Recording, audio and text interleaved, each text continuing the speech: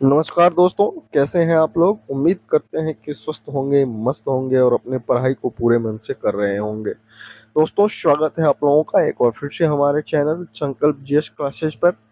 अगर आप पहली बार हमारे चैनल को विजिट कर रहे हैं, तो कृपया करके आप मेरे चैनल को सब्सक्राइब कर दें और बेल आइकन का घंटी दबा दें, ताकि जीएस से संबंधित सभी टॉपिक का वीडियो सबसे पहले आप तक पहुँच पाए।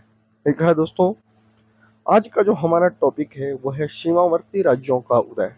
दोस्तों, इस चैप्टर को शुरू करें उससे पहले मैं आपको कुछ बेसिक तथ्यों की जानकारी देना चैप्टर से संबंधित कुछ बेसिक चीज़ों को बताना चाहूँगा।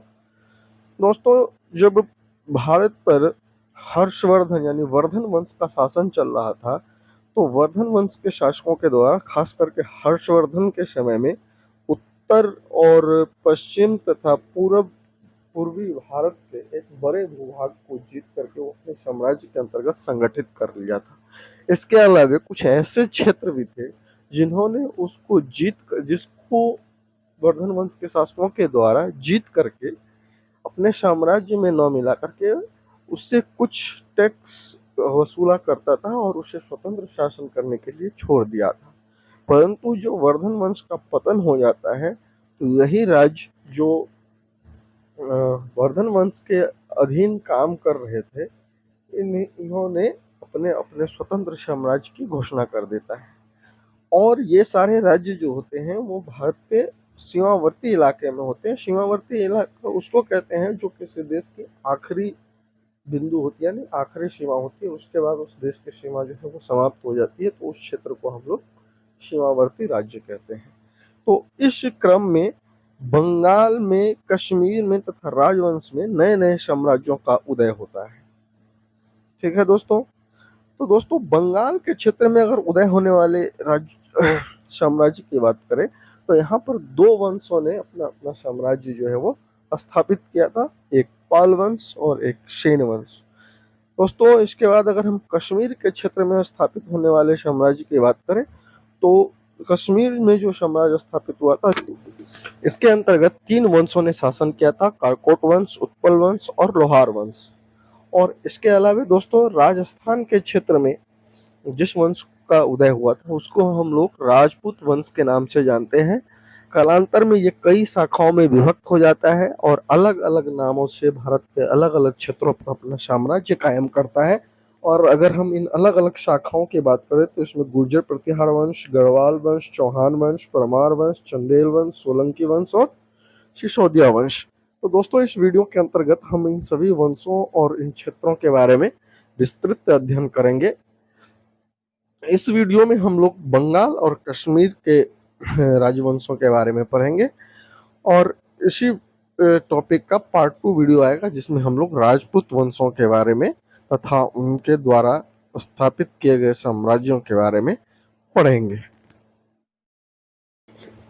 तो दोस्तों, चलिए शुरू करते हैं बंगाल से। तो हम पहले ही बता चुके हैं कि बंगाल के क्षेत्र में जो साम्राज्य कायम किया गया था, वो दो वंशों के द्वारा किया गया था, पाल वंश और सेन वंश। तो शुरुआत हम पाल वंश से करते हैं। तो दोस्तों, पाल वंश के जो संस्थापक थे वो गोपाल थे, और इस वंश की जो राजधानी थी वो मुंगेर थी, जो कि बिहार में पड़ता है। क्योंकि उस वक्त जो है बिहार का दक्षिणी हिस्सा जो है उसको भी जीत करके बंगाल साम्राज्य के अंतर्गत ही मिला लिया गया था हर्षवर्धन के समय में। तो इसीलिए गोपाल जो पाल वंश के संस्थापक था, उनके द्वारा राजधानी जो बनाया गया था वो मुंगेर को बनाया गया था।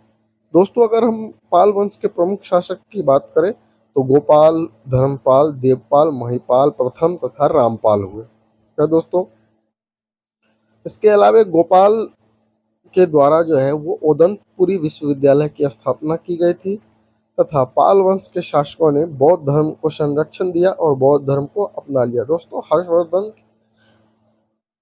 के साम्राज्य के पतन होने के बाद बौद्ध भिक्षु लोगों की या बौद्ध धर्म के अनुयायियों का जो है कोई संगठित संरक्षण करता नहीं था, जिस वजह से बौद्ध धर्म की स्थिति काफ़ी कमज़ोर हो गई थी, जिसको फिर पुनः पाल वंश के शासन की स्थापना के बाद संरक्षण मिला और फिर बौद्ध धर्म का प्रचार प्रसार बड़ी जोर शोर से होने लगा और पाल वंश के शासकों ने भी बौद्ध धर्म को अपना लिया। ठीक है दोस्तों। इसके अलावा दोस्तों अगर पाल वंश की सबसे महान शासक की बात करें तो वो धर्मपाल हुआ, तथा धर्मपाल के द्वारा विक्रमशिला विश्वविद्यालय की स्थापना की गई थी। ठीक है। इसके अलावा दोस्तों कन्नौज के लिए जो त्रिपक्षीय संघर्ष हुआ था, जिसके बारे में हम पिछले वीडियो में ही बता चुके थे, जो पाल, गुर्जर, प्रतिहार और राजपूत वंशों के बीच हुआ था। तो पाल वंश के जो सर्वप्रथम शासक त्रिपक्षीय संघर्ष में भाग लिया था वो धर्मपाल ही था, यानी कि इन्हीं के समय में कन्नौज को लेकर के त्रिपक्षीय संघर्ष हुआ था। इसके अलावा धर्मपाल ने सोमपुर महाविहार का भी निर्माण कराया था। ठीक है दोस्तों, आगे बढ़ते हैं तो ओदंतपुरी, बिहार लिखा गया मिस्टेक से, बिहार होगा। तो बिहार में स्थित ओदंतपुरी प्रसिद्ध, जो बिहार का जो प्रसिद्ध ओदंतपुरी बौद्ध मठ है, उसका निर्माण जो है वो पाल वंश के शासक देवपाल के द्वारा करवाया गया था। ठीक है। इसके अलावा जावा के शासक बाल पुत्र देव के अनुरोध पर देवपाल ने उसे नालंदा में एक बौद्ध विहार बनवाने की अनुमति दी थी, और उसके आर्थिक सहायता के लिए 5 गांव दान में भी दिए थे कि आप इस 5 गांव के कर को वसूल करके इसके निर्माण में लगाए दे। दोस्तों पाल वंश के बाद हम बंगाल के दूसरे वंश के बारे में पढ़ेंगे, जिसको हम लोग सेन वंश के नाम से जानते हैं। दोस्तों सेन वंश की स्थापना जो है वो सामंत सेन ने की थी, तथा इस वंश की राजधानी जो थी वो नादिया थी, जो कि बंगाल में ही पड़ता है। दोस्तों अगर इस वंश के प्रमुख शासक की बात करें तो इस वंश के प्रमुख शासक थे विजय सेन, बल्लाल सेन और लक्ष्मण सेन। दोस्तों इस वंश के जो शासक थे बल्लाल सेन, उनके द्वारा दान सागर एवं अद्भुत सागर नामक ग्रंथ की रचना की गई थी। ठीक है। इसके अलावा दोस्तों इस वंश से संबंधित जो महत्वपूर्ण तथ्य है कि सेन वंश के राजवंशों के द्वारा ही सर्वप्रथम अपना अभिलेख जो है वो हिंदी में उत्कीर्ण करवाया गया था। इससे पहले जितने भी अभिलेख उत्कीर्ण करवाए गए थे वो या तो पाली भाषा में होते थे या संस्कृत भाषा में। रुद्रदामन के समय में जो अभिलेख उत्कीर्ण करवाया गया था उसकी भाषा जो थी वो संस्कृत थी, और मौर्य वंश के द्वारा जो अभिलेख उत्कीर्ण करवाए गए थे वो सभी पाली भाषा में थे। ठीक है। इसके अलावा दोस्तों इस वंश के शासक जो थे लक्ष्मण सेन, उसे बंगाल का अंतिम हिंदू शासक कहा जाता है। दोस्तों इसके अलावा गीत गोविंद के लेखक जयदेव भी लक्ष्मण सेन के दरबार में ही रहा करते थे। दोस्तों चलिए अब कश्मीर के वंश के बारे में देख लेते हैं। तो कश्मीर पर शासन करने वाले तीनों वंशों का नाम हम पहले भी बता चुके हैं, चलिए एक बार और बता देते हैं। तो उस कश्मीर पर शासन करने वाले 3 वंश जो थे वो थे करकोट वंश, उत्पल वंश और लोहार वंश। तो दोस्तों इसमें करकोट वंश की स्थापना जो है वो 7वीं शताब्दी में दुर्लभ वर्धन ने की थी, और यह कन्नौज के शासक हर्षवर्धन के समकालीन था, यानी कि हर्षवर्धन के समय में ही इन्होंने करकोट वंश की स्थापना की थी, तथा इसने कश्मीर में रखे हुए बुद्ध के दांत को हर्षवर्धन को भेंट किया था। कहीं कहीं पर आप लोगों को यह भी पढ़ने को मिल जाएगा कि हर्षवर्धन ने दुर्लभ वर्धन से बुद्ध का दांत जो है वो बलपूर्वक प्राप्त किया था।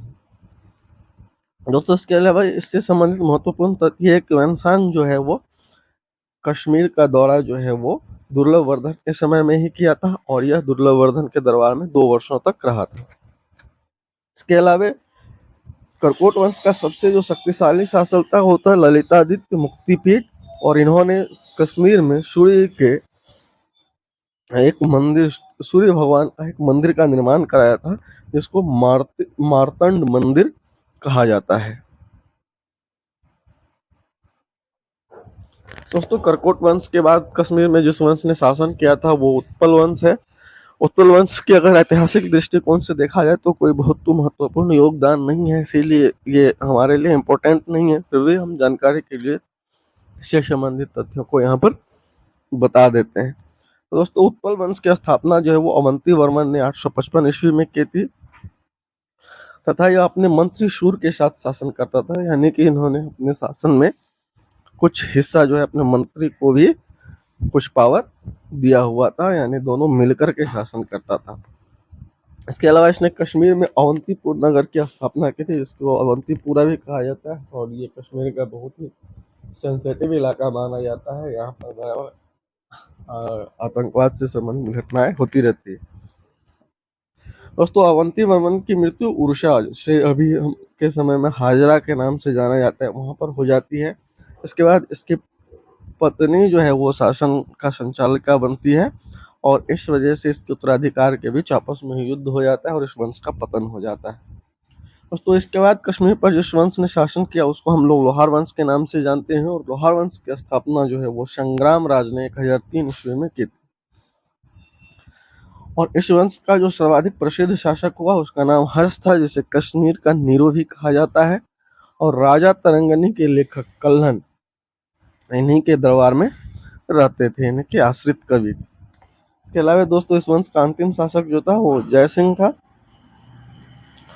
और जय सिंह के बाद का जो विवरण है वो नहीं प्राप्त है कश्मीर के बारे में, क्योंकि कश्मीर के जो जानकारी का मुख्य स्रोत है वो राजा तरंगनी है, और राजा तरंगनी में जय सिंह के शासन काल तक का ही विवरण प्राप्त होता है। तो इस प्रकार से जय सिंह को ही कश्मीर के अंतिम शासक माना जाता है।